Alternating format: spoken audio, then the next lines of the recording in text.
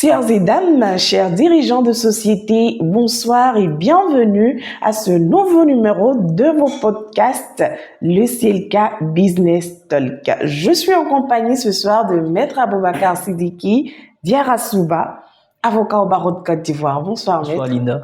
Ravi d'être en votre compagnie encore. Plaisir toujours partagé. Parfait. Alors, Maître, nous parlerons ce soir d'un sujet délicat. Je dirais un peu comme on le dit dans le jargon, un sujet qui fâche, le contentieux fiscal. Et à l'entame de cet échange, Maître, nous souhaiterions que vous nous définissiez ce thème. Qu'est-ce que le contentieux fiscal? Excellente question, Linda.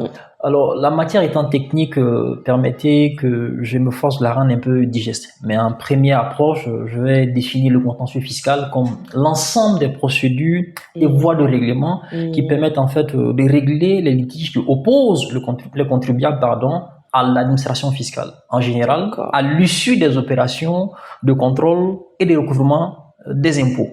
Alors, c'est un contentieux qui est très riche et très diversifié. Permettez que j'en donne quand même une image. Voilà. Vous avez le contentieux dit en fait de l'impôt stricto sensu. Qui veut dire, Maître? C'est un contentieux dans le cadre duquel en fait on demande parfois qu'on répare des erreurs concernant l'assiette, le calcul de l'impôt ou le bénéfice d'un droit, ou qu'on conteste les actes de poursuite de l'administration. Ça, c'est le contentieux de l'impôt stricto sensu. Vous avez des contentieux annexes qui peuvent avoir trait en fait à l'annulation des actes pris par l'administration. C'est le contentieux de l'annulation qui n'est pas spécifique à la matière fiscale. Vous avez également le contentieux même de l'inconstitutionnalité de la loi qui peut avoir également à s'appliquer en droit fiscal. Et vous avez parfois un autre recours qu'on appelle le recours préjudiciel qui relève en fait du droit communautaire. Donc c'est un contentieux assez riche et assez varié. Mais permettez-moi pour tous ceux qui nous suivent de dire que pour résoudre la plupart des problèmes que rencontrent les contribuables dans leur rapport à l'administration, vous avez deux grandes voies. C'est assez classique. Vous avez le règlement amiable, on l'appelle en droit fiscal la juridiction gracieuse, et vous avez les recours dits contentieux, le recours contentieux devant l'administration et les recours également juridictionnels. On aura l'occasion d'y revenir si vous le voulez bien. Parfait, Maître. Alors, si je résume, simplement, les contribuables peuvent régler amiablement le litige avec l'administration, mais ils ont également le droit de saisir la justice en matière fiscale. Absolument. C'est bien cela. Absolument. D'accord, Maître. Mais l'adage dit qu'un mauvais arrangement vaut mieux qu'un procès. Et ça dit qu'il faut privilégier forcément les voies amiables. Je dirais que la réponse est plus nuancée. Et vous allez comprendre pourquoi. On a parlé de juridiction gracieuse. Mais qu'est-ce qu'il y a à l'intérieur de la juridiction gracieuse? Tout dépend de ce qu'elle vous permet d'obtenir. Et lorsque vous souhaitez quelque chose que vous ne pouvez pas obtenir dans le cas de la juridiction gracieuse, ce n'est pas forcément la voie la plus pertinente. Donc, de façon concrète, la juridiction gracieuse, vous pouvez demander ce qu'on appelle les remises, des modérations, des atténuations. Et vous avez également la transaction fiscale qui est un accord entre l'administration et le contribuable pour mettre fin à un contentieux. Ça demande un accord des deux parties. Prenons la juridiction gracieuse en ce qui concerne en fait la remise. Alors, concernant les entreprises, vous devez apporter la preuve de certaines difficultés financières que vous rencontrez. Dans tout tas de causes, vous ne pourrez pas, par cette voie-là, obtenir la remise en fait des pénalités. Vous ne pourrez obtenir que la remise en fait des droits simples. D'accord. C'est une limite en soi de ce mécanisme qui peut être utile, mais qui rencontre cette limite-là. D'accord. Donc, si vous voulez obtenir en plus de la remise des droits simples, une remise concernant... si vous me permettez, Maître, qu'est-ce que les droits simples? Les droits simples, alors nous sommes en matière fiscale, c'est une créance de droit public. Donc lorsque vous n'avez pas respecté vos obligations, vous n'avez pas par exemple déclaré un impôt, vous avez fait une déclaration qui est insuffisante, l'État perd quelque chose. L'administration vient dans le cadre de son opération de contrôle et fait un redressement, vous dit voici ce que vous aurez dû payer. En dehors du droit fiscal, c'est ce qu'on appelle le montant principal ou en principal de la créance. Et les pénalités sont des accessoires. Vous avez des majorations, des pénalités d'assiette ou de recouvrement et également des intérêts de retard. Parfait, parfait, Maître. Alors, si je comprends, donc les recours juridictionnels présentent vraiment des intérêts pour les contribuables. Absolument. Parfait. D'où ma question suivante, Maître. Dans quel cas et comment saisir le juge de l'impôt, le juge de l'excès de pouvoir, le juge constitutionnel et le juge communautaire? Question pertinente. Je vais commencer par le juge de l'impôt stricto sensu. Alors, on ne saisit pas directement le juge de l'impôt.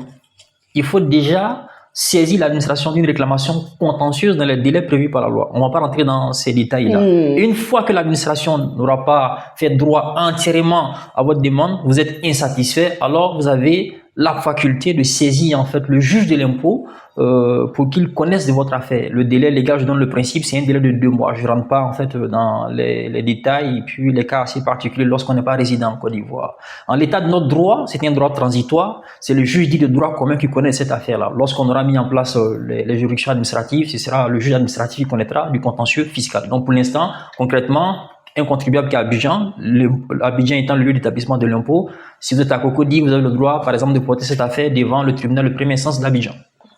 Alors, concernant le juge de l'excès de pouvoir, ça repose en fait sur le principe de la légalité. Le droit fiscal n'échappe pas à cela. L'action de l'administration doit respecter la loi. Bon, lorsqu'un acte réglementaire qui a servi à soit l'impôt n'est pas conforme à la loi, à la légalité, elle viole la loi, stricto sensu ou bien un texte supra-réglementaire, vous avez le droit de demander à l'administration de retirer cet acte-là, donc de ne pas tirer les conséquences sur votre imposition. Lorsqu'elle refuse, vous avez le droit maintenant de saisir le juge qui est compétent pour annuler l'acte administratif. Ça peut être un acte réglementaire. Ce qui est bien avec ce contentieux lorsque ça concerne les actes réglementaires, c'est que vous n'avez même pas besoin d'avoir un différend avec l'administration. Donc c'est une arme, j'ai envie de dire, qui est un peu dissuasive. Même avant que le contentieux ne naisse, vous pouvez contester la légalité d'un acte réglementaire par la voie de l'exception, par la voie du recours pour excès de pouvoir. Donc, obtenir l'annulation de cet acte réglementaire-là.